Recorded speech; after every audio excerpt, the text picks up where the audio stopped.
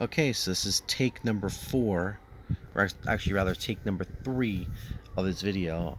Yankees Jets fan 71 back with another video. Today I wanted to actually first of all, I want to show off a new card in the Reggie family. This is card number 314. It's 1993 Upper Deck Then and Now Hollow insert. See a picture of young Reggie and a picture of Reggie after he retired, with the Oakland rather skyline in the background. Let's see if I can get another picture. I love these holo cards. I always have. You just can't really see it that well. This camera's not doing it justice because of the shine, I think, but you can see it, so you get the gist of it. Started collecting Yankee old school pinbacks, buttons. I don't know if most of you guys are familiar with. They back in the 70s when I was a kid, they used to sell buttons of your favorite players at Yankee Stadium. Um, I'm sure I know they sold them all over in every single stadium. I've seen other collections, so I decided to start collecting my own set. I didn't I don't have all my buttons actually. There's 3 that I misplaced, or they're around here somewhere. I just have to find them. There will be a part 2 to this video because I will be obviously adding to the collection. So let me just show off what I do have. One of the more underrated Yankees you're going to find, Roy White, played with the Yankees from the 60s through 1980. Played in Japan for a year or two after, I believe. I believe, is still top 15 in a bunch of Yankee offensive categories at least. Very underrated Yankee. Played left field. He was playing left field when I started watching Yankees in '76, so I have fond memories of Roy White as a kid. One of my favorite Yankees growing up, Willie Randolph, came over as a steal from the Pirates. He ultimately became Yankee captain, or Yankee co-captain. I think he shared it with Ron Guidry. Before Manley took over as captain. But he won 2 World Series, managed the Mets. I felt he got a bad deal with the Mets. I've always felt bad about the way they handled him. He turned that team into a winner. Took him to Game 6 of the 2006 National League Championship Series. And my fans are brutal when it comes to Willie Randolph, I think. Great guy, I think. I think he should get another shot as a manager at some point. Another one of my favorite players, Louisiana Lightning Gator, Ron Guidry. This dude just used to strike out the world, man. 2-time 20-game winner, won 2 World Series with the Yankees. His number 49 is retired by the Yankees. Not exactly a Hall of Famer. Maybe he'll get in it under Veterans Committee at some point. I don't see it. But he was also one of my favorite players. I loved Guidry when I was growing up. And then one of my other favorite players, and I loved a lot of players, obviously, Sweet Lou Piniella. That dude had a million batting stances. He can go through like 5 batting stances in one game if none of them were working out for him. As you all know, he became a manager, probably a Hall of Fame manager at some point. He should probably get in as a Hall of Famer as a manager. Won World Series in Cincinnati. Done a marvelous job with the Seattle Mariners. Also managed the Cubs and the Devil Rays. And the Yankees. That was his first gig. He managed the Yankees twice, as a matter of fact. So, yeah, I think he should be a Hall of Fame manager. That's probably me being biased. I think this one's from the '80s. Rick Cerone took over. He had the hard task of taking over a Yankee catcher after Munson passed. He came over, I believe, in the '80s season. Played a few years for the Yankees. He did a great job as a Yankee catcher, I felt. I know he was a catcher when the Yankees went to the World Series in '81, losing to the Dodgers. He also became a broadcaster after his career was over. But Rick Cerone, another guy I remember. A lot of girls I knew loved the Rick Cerone. This one's also from the '80s. Very dark one, though. This is Dave Winfield. And I mean dark as you can't really see the picture. The picture's not a great picture of him. But he's taking batting practice here at the stadium, at the old stadium. Um, Winfield had a love-hate relationship with the Yankees and the Yankees fans. I think he felt there was some sort of racism when Don Mattingly was going to the batting title with him, and fans cheered for Mattingly over him. I don't think it was racism. I just think that most fans are for the underdog. They're going for the guy who's not making the mega bucks at that point, and Mattingly certainly wasn't. I believe it was like his second, third year in the league when he vied for the batting title and ultimately beat out Winfield. Um, I have some great memories of Winfield. I remember going to a Yankee game, sitting out in left field where he was playing, and fans are just on him, man. Yankee fans can be brutal. Sometimes I'm really embarrassed to be a Yankee fan because of some of the fans. And he just went off on a baseball and launched one. As a kid, I remember the ball probably landing about 3 rows to my left, and I remember Yankee fans were cheering, and when he came out to take his position in the bottom half of that, or the top half of that inning, or the next inning rather, my fans in my section were cheering for him like if he was a savior. My favorite memory of that game though is I waved to him and said hi Dave, and he looked at me and waved back at me. So that's one of my favorite memories of that game. Went with my aunt. That was I can remember the year and the game, but oh well. Here's one of Yankee manager Billy Martin. I think this is a '70s button. Also, I have to find out the years of these buttons. Billy Martin. Everyone thinks he's a Hall of Famer.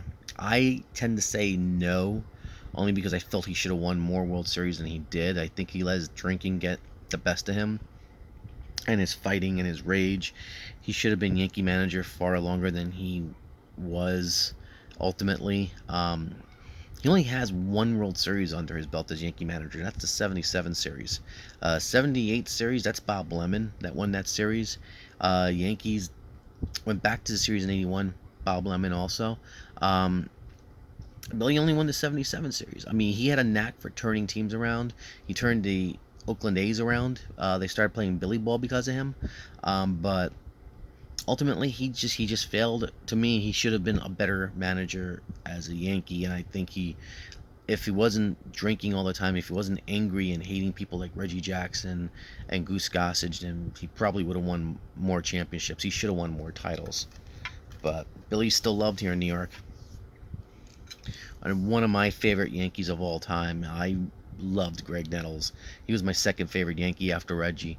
I remember as a kid I used to play third base, and I would dive for routine ground balls because Greg Nettles used to dive for the ground balls, but he dove for ground balls that were a lot harder hit than the ones I dove for. Um, I remember him hitting home runs, playing wonderful defense.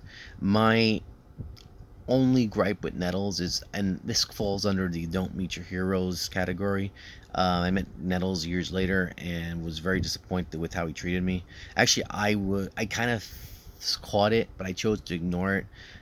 Someone what I was with at the time told me that, man, he treated you pretty shitty, really, and it's a shame because you were complimenting him up the yin yang, and he kind of laughed at you. And I saw it. I tried to ignore it, but then I just talked up as he was maybe having a bad day. But I met him another time, and he was pretty jerky then too. So I just guess that's who Greg is. I know Reggie's the same way. I know Reggie. I've heard horror stories about Reggie. I have yet to meet Reggie. Meeting Reggie is a goal of mine, and I hope to do so. But um, I know Greg's not doing well these days. I think he's sick. So I do pray that he gets better and he still lives a long, fruitful life. But unfortunately, my memory of Nettles meeting him at the card show is going to outweigh the good stuff as a kid, because I don't know, just was a little hurtful. I thought. Then you got Tommy John, who I feel should be a Hall of Famer. Not because the surgery was named after him, but this dude pitched and pitched for many years. He had a second career after he had surgery. He was I believe he's the one guy who's closest to 300 that's not in the Hall of Fame. I think he has like 286 wins, if I'm not mistaken. And I always felt if Don Sutton's in the Hall of Fame, then Tommy John should be in the Hall of Fame. Don Sutton pitched for many, many, many, many, many years to get the numbers he got, and he really should be a Hall of Famer. I feel, and I really do believe that, and I hope that Tommy John does get in at some point via Veterans Committee or something. But I remember John used to throw. I remember he was in his mid 40s and he was still getting batters out in the night back in the early 90s when he was still pitching for the Yankees. Um, I have nothing but love for Tommy John. And this one's an interesting one. I still have this in the wrapper. This is the 1978 World Series pin. It's an oversized pin. It's bigger than, see, it's bigger than these pin backs. This, as you can see, has Guidry, Bob Lemon, Thurman, Reggie, Bucky Dent, Ed Figueroa, Greg Nettles, Lou Piniella, and Chris Chandler. So all on this pin. So this is the 1978 World Series Championship pin.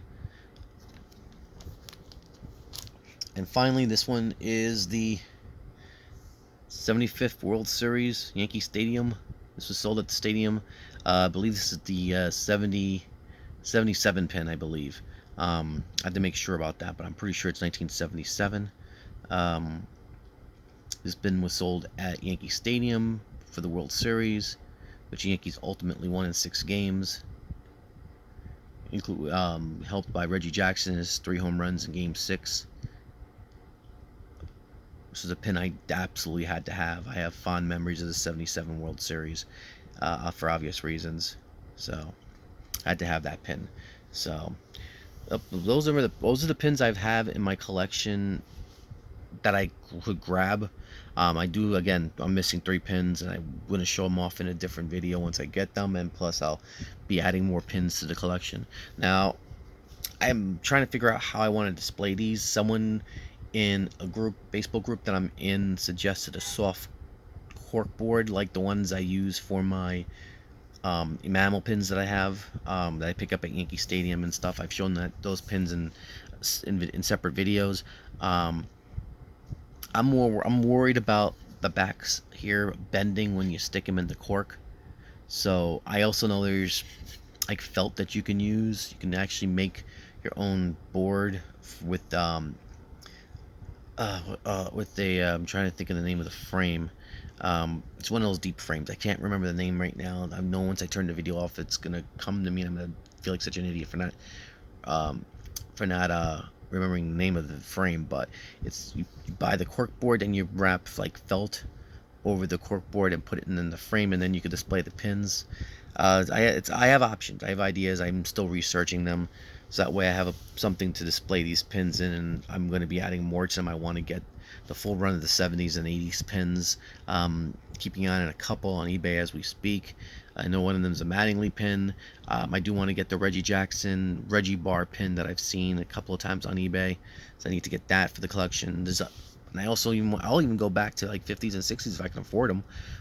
Some of these pin backs came with ribbons and like little medallions or charms on them, like with a baseball glove or a baseball, little gold-plated baseball or something like that at the back of the pins.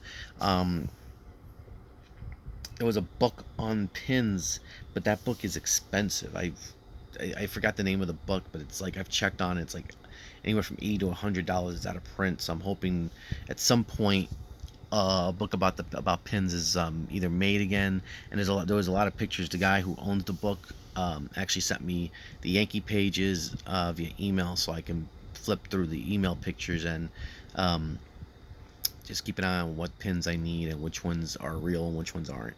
So anyway, guys, it's going on 15 minutes on this video, so let me cut it now. Thanks for watching the video, guys. Please leave all comments down below. Hope you liked the video. It's not just cards on my channel. I'm a true Yankee collector. I collect everything Yankees as much as I can. So guys, thanks a lot for watching the video. Please leave all comments below. Hit that like button if you liked the video, and if you haven't subscribed yet, please do so. There's always more room here on my channel. So guys, thanks for watching the video. Have a great night, guys. Peace.